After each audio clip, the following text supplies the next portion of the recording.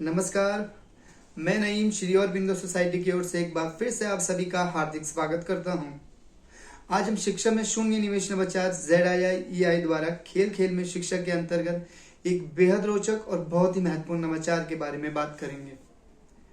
आज के इस सत्र में हम इनोवेटिव पाठशाला के अंतर्गत NCERT के कक्षा 3 के पर्यावरण अध्ययन विषय की पुस्तक आसपास के पाठ 11 यहाँ से वहाँ को मैं कौन हूँ नवाचार के माध्यम से क्रियान्वित करना सीखेंगे। हम आशा करते हैं आप सभी इस वीडियो को देखने के बाद इस नवाचार का क्रियान्वयन अपने विद्यालय में अवश्य करेंगे और लाभ प्राप्त करेंगे। तो आइए सबसे पहले इस नवाचार की नवीनता के बारे में बात करते हैं। जैसे कि आपको इस नवाचार के नाम से ही पता लग पा रहा होगा, मैं कौन हूँ, यानी यह नवाचार पाठ में निहित विभिन्न अवधारणाओं पर आधारित पहेलियों के माध्यम से विद्यार्थियों को निष्कर्ष का अनुमान लगाने के लिए प्रेरित करता है, जिससे विद्यार्थियों में चिंतन और विश्लेषण की क्षमता का विकास होता है। इस नवाचार की क्रियान्वयन अवधि लगभग 20 मिनट है। इस नवाचार का जो क्रियान्वयन है बेहद सरल और बहुत रोचक है, जिससे विद्यार्थी जो सीखने की प्रक्रिया है उसके अंदर बढ़ चढ़कर भाग लेते हैं।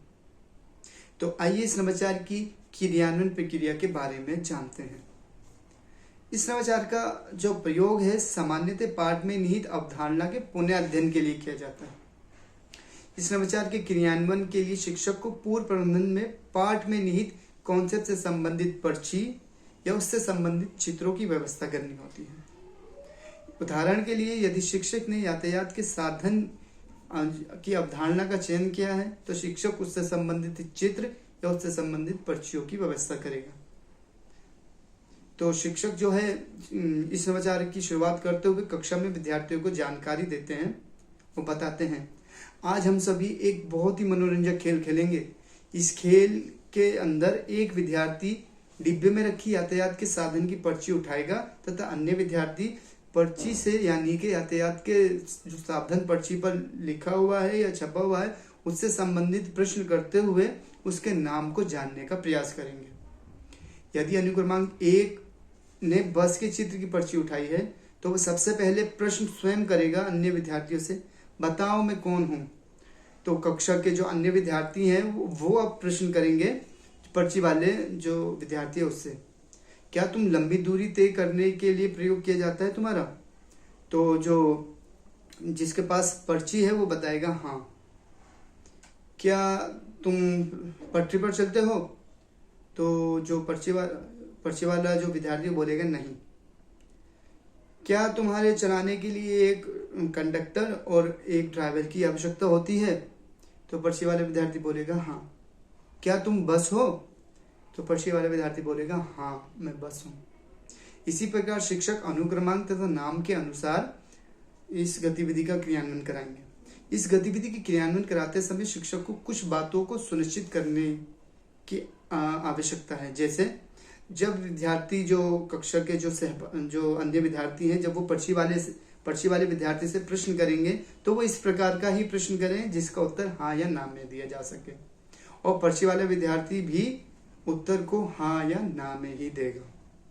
दूसरा, विद्यार्थियों को कल्पना करके अनुमान लगाते हुए प्रश्न पूछने के लिए भी प्रेरित करेंगे। सभी विद्यार्थियों को समान अवसर दिया जाना चाहिए। शिक्षक इस बात को भी सुनिश्चित करेंगे। इस नवाचार की जो क्रियान्वयन अवधि का जो निर्धारण है कक्षा में 30 विद्यार्थियों पर एक शिक्षक के अनुपात को आधार मानकर किया गया है। इस पाठ को पाठ्यक्रम के अनुसार निर्धारित माह में पढ़ाया जाना चाहिए। शिक्षक इस बात को भी सुनिश्चित करेंगे। इस नवाचार के द्वारा सीखने के प्रतिफल प्राप्त किए गए हैं। जैसे विद्यार्थी भाषा की बारीकियों पर ध्यान देते हुए मौखिक भाषा करते हैं। सुनी अथवा पढ़ी रचनाओं की विषय वस्तुओं, चित्रों, पात्रों, शीर्षक आदि के बारे में बातचीत करते हैं, प्रश्न पूछते हैं या अपनी स्वतंत्र टिप्पणी देते हैं या अपनी बात कहने के लिए तर्क या निष्कर्ष निकालते हैं। भाषा की बारीकियों पर ध्यान देते हुए अपनी भाषा करते हैं और लेखन में या ब्रेल में उसे शामिल करते हैं। अंत में अपनी कल्पना से कहानी, कविता, पत्र आदि को लिखते हैं। कविता, कहानी को आगे बढ़ाते हुए उसे लिखते हैं। इस गतिविधि के दौरान विभिन्न कौशलों का भी विकास होता है। जैसे पूर्व ज्ञान के आधार पर जानकारी एकत्र करने के लिए जो विद्यार्थी हैं प्रश्न पूछते हैं, जिससे उनमें गहन सोच और आत्मविश्वास के कौशल का विकास होता है।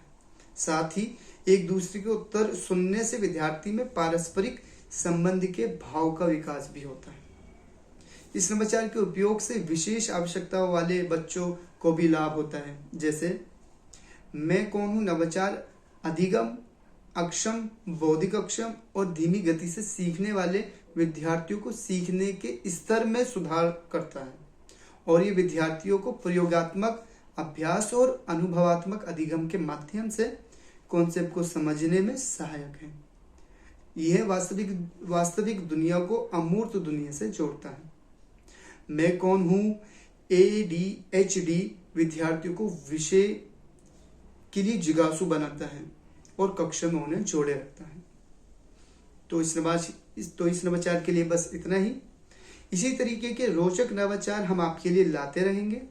अन्य नवाचारों और उनकी क्रियान्वयन की प्रक्रिया को जानने के लिए हमारे ZII YouTube चैनल को अवश्य सब्सक्राइब करें। अगर आप ये वीडियो फेसबुक के माध्यम से देख रहे हैं तो फेसबुक के पेज ZII को अवश्य लाइक करें। आप नीचे दिए गए लिंक पर क्लिक करके इनोवेटिव पाठशाला ऐप को भी डाउनलोड कर सकते हैं। धन्यवाद।